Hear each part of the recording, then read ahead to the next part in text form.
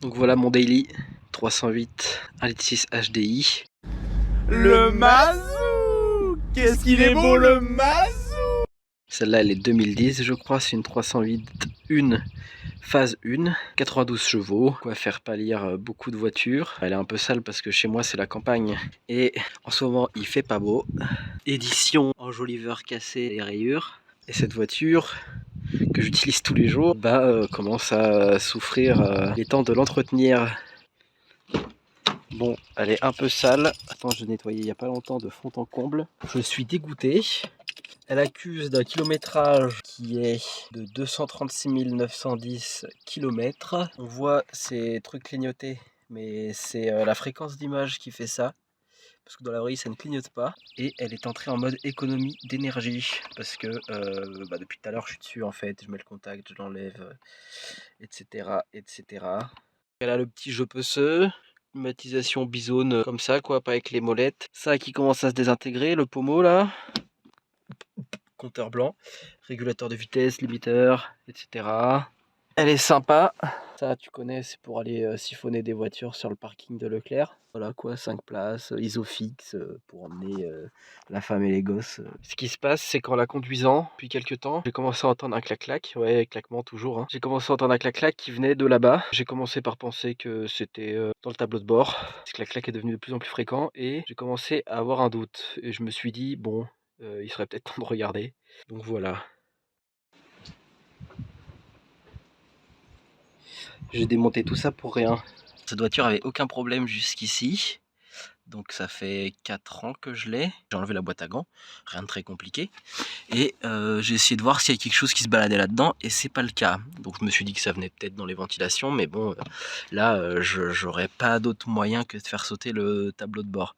Ce qu'il faut savoir, c'est qu'on est le 31 décembre et je me sers de ma voiture ce soir. Donc je voulais quand même vérifier parce que bon, j'ai pas envie de me tuer quoi.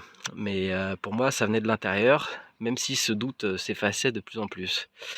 J'ai remarqué que mon pare-boue était abîmé, donc je me suis dit que j'allais l'enlever et puis refaire un tour avec la voiture.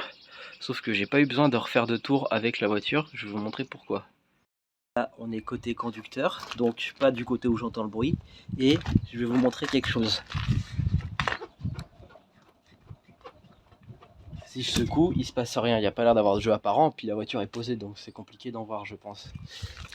Cette fois-ci, on est côté passager, là où j'entends le bruit, et j'espère que vous allez pouvoir entendre.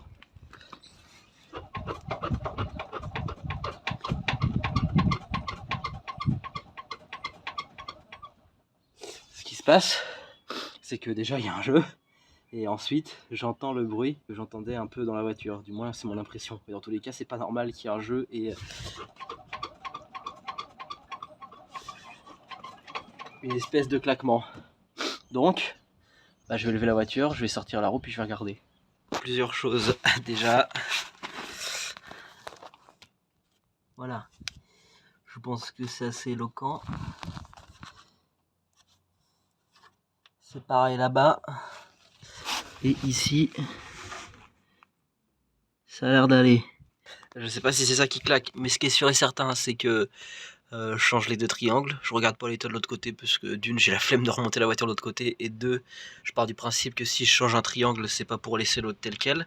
Surtout que je pense que niveau état, ça va être la même merde. Et par ici, j'avais pu constater que quelque chose pendait. Ce quelque chose, c'est ça. L'espèce d'isolant, tout craquelé, tout déchiré. En fait, il s'est déchiré parce que quand je l'ai chopé, il a commencé à se désintégrer.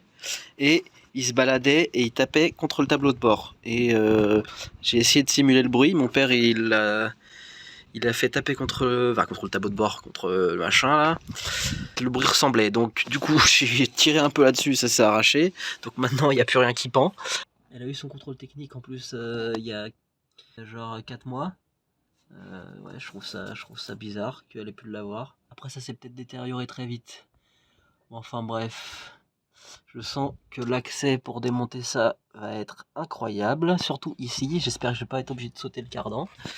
Du coup, je vais contrôler un peu tout parce que bon, je vous montre ça. J'ai aucune idée de si c'est un jeu normal. Ça bouge pas mal. Là, c'est pareil, on voit pas trop parce que Je tiens la caméra en même temps. Par rapport au jeu qu'il y avait, je sais pas, ça me semblait bizarre que ça vienne que du triangle, sachant que j'ai un jeu vers le haut. Mais regardez ça. Vous voyez comment il bouge l'amortisseur? Et bien en fait, je vais essayer de vous montrer. Bon, là vous voyez la coupelle d'amortisseur. Je vous ai coincé entre les tuyaux de clim et la bête pare-brise. Et vous allez voir.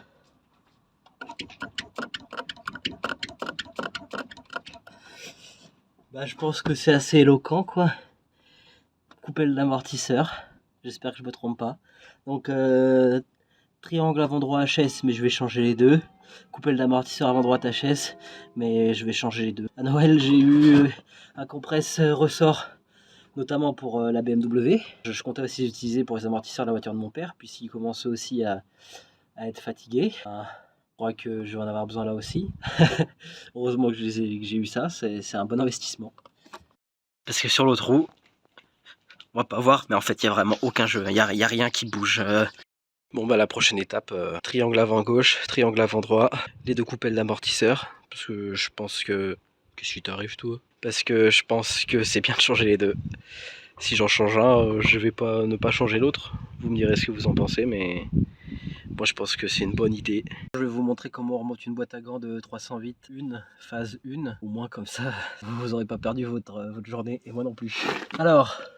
il y a deux prises. En tout cas, pour ma version, il y a deux prises. Je ne sais pas si ça change d'une version à l'autre.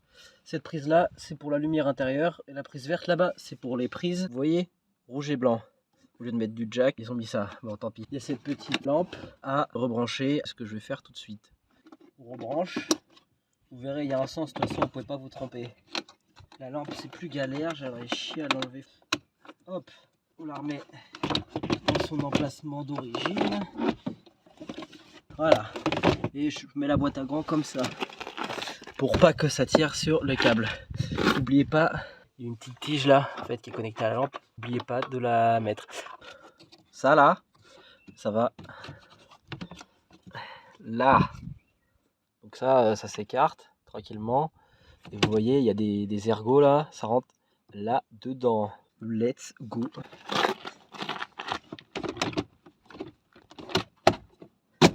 Et ben voilà. Hop, ensuite on remet ce truc là. Hop. Voilà, c'est clipsed. Sauf que maintenant nous avons des petites vis à remettre. Les vis sont au nombre de 7. Il y en a 2 grandes et 5 petites. Je vais vous montrer où elles vont. Donc les 5 petites vont dans la boîte à gants. Il y en a une ici, une là. Là. Ok. Et il y a 2 autres petites qui vont ici, où il y a le trou jaune là. Et à l'autre trou jaune. Là, ici. Ensuite, les 2 grosses, elles vont la boîte à gants. Bon. Et le bas. Les vis, c'est tous du Torx.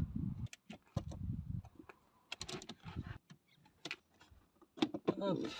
Ça, c'est bon. Maintenant qu'on a serré ça comme un trou du cul, on peut remettre la moumousse. Ça, c'est la moumousse. On peut la remettre en dessous. Elle vient s'intercaler sous la boîte à gants. La moumousse. Tac. Elle est calée au fond. Et en fait, il y a 3 clips à remettre. Des petits clips comme ça, qu'on aura au préalable enlevé avec une espèce d'outil comme ça. Moi j'en ai un Facom comme ça en plastique. Donc on les remet et après c'est terminé. La BM elle est pas en stand-by. Enfin si, juste le temps du coup de faire la 308. Et encore je pense que je ferai un peu les deux en parallèle quand j'aurai le temps. Je l'ai pas oublié, en fait je suis en train de la faire un peu tous les jours quand je peux. Donc voilà, ça avance tranquillement. Mais ça arrive. Le Mazou! Qu'est-ce qu'il est beau le Mazou!